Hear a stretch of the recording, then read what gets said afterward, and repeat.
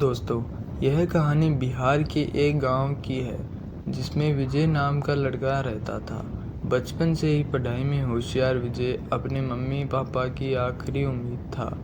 विजय के दादा ने अपने समय में बहुत कर्ज ले लिया था, जिसको चुकाने में पापा की पूरी जिंदगी मजदूरी में निकल गई। उसके पास थोड़ी सी ज़मीन थी जिससे उनका गुजारा हो रहा था। पापा की तबीयत मजदूरी करने से ख़राब रहती थी, पर पापा विजय को इस बात का एहसास नहीं होने देते थे। विजय को पढ़ाई में इतना होशियार देखकर उसकी मम्मी पापा ने हर वह काम किया जिससे वह विजय को पढ़ा पाएं। विजय की कॉलेज की पढ़ाई ख़त्म हो गई थी और वह एक छोटी सी नौकरी करने लगा, जिससे उनका खर्चा निकल जाता और साथ में वह कलेक्टर बनने की तैयारी भी कर रहा था। विजय अपने वक्त का एक मिनट भी फालतू नहीं गुजारता था। विजय ने पूरा समय पढ़ाई और नौकरी में ही लगा दिया। विजय के पापा को यह पता था कि वह कलेक्टर बनना चाहता है, इसलिए घर के हालात बहुत ज़्यादा ख़राब होने पर भी उन्होंने विजय से कभी इस बात का जिक्र नहीं किया और न उसको अच्छी नौकरी करने के लिए कहा। लगातार 2 साल तक विजय पास नहीं हो पाया। उसके बाद भी उसके पिता ने अपना घर और ज़मीन गिरवी रखकर विजय को आईएएस की कोचिंग ज्वाइन करवाई और उसकी नौकरी भी छुड़वा दी और केवल पढ़ाई करने को कहा। विजय के पापा हमेशा उससे कहा करते थे, बेटा खेत और घर दोबारा आ जाएंगे, पर कलेक्टर दोबारा नहीं बन सकते। आज पूरे साल पढ़ाई करने के बाद विजय का रिजल्ट आ गया, जिसमें वह अच्छे नंबरों से निकल गया था। आज उसके पिता से ज़्यादा खुश कोई नहीं था। ऐसा लग रहा था जैसे विजय का सपना पूरा होने वाला है, पर भगवान को कुछ और ही मंजूर था। विजय का कल इंटरव्यू था और सुबह से उसके पापा की तबीयत खराब थी। विजय के पापा उसकी माँ से बार बार कह रहे थे कि विजय को मत बताना, और उस दिन देर रात उनकी मौत हो गई। अब एक माँ जिसकी गोद में उसका पति गुजर गया और वह अपने दर्द को भुलाकर अपने बेटे की ज़िंदगी के बारे में सोच रही थी। माँ ने पड़ोसियों तक को इस बात का एहसास नहीं होने दिया कि उसका पति अब नहीं रहा।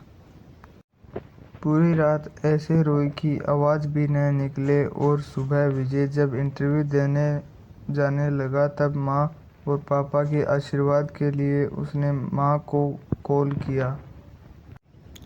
माँ ने पूरी हिम्मत लगा दी अपना सच छुपाने के लिए और विजय को आशीर्वाद दिया। और जब विजय ने पापा से बात करने को कहा तो माँ बोली, पापा अब तुम से बात नहीं करेंगे, वह कलेक्टर से बात करेंगे। इतनी बात करके माँ ने फ़ोन रख दिया।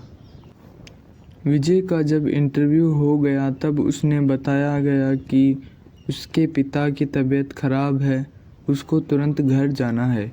विजय को एक पल नहीं लगा अपने पिता की हालात समझने में। घर पहुंचकर पिता के पैरों में गिरकर वह ज़ोर ज़ोर से रोने लगा और कहने लगा, पापा उठो, देखो मैं कलेक्टर बन गया। आज उसके पिता को वह खुशी मिली थी जिसका वर्षों से इंतज़ार था, पर आज वह इस दुनिया में नहीं थे। भगवान विजय के पिता की ज़िंदगी में सुख लिखना ही भूल गए थे।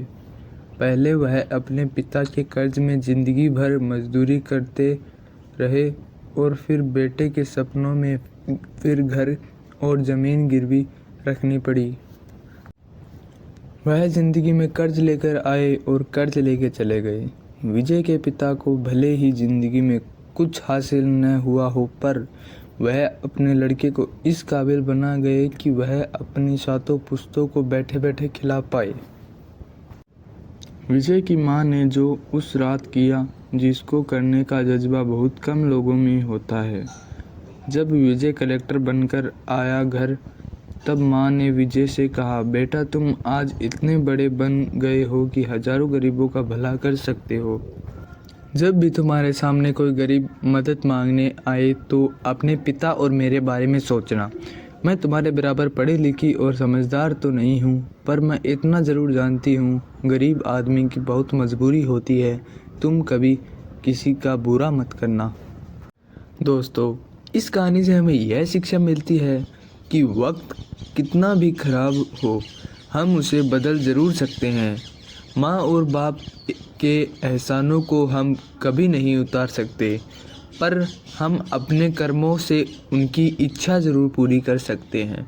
अगर मेरी बात सहमत लगी तो वीडियो को लाइक करें।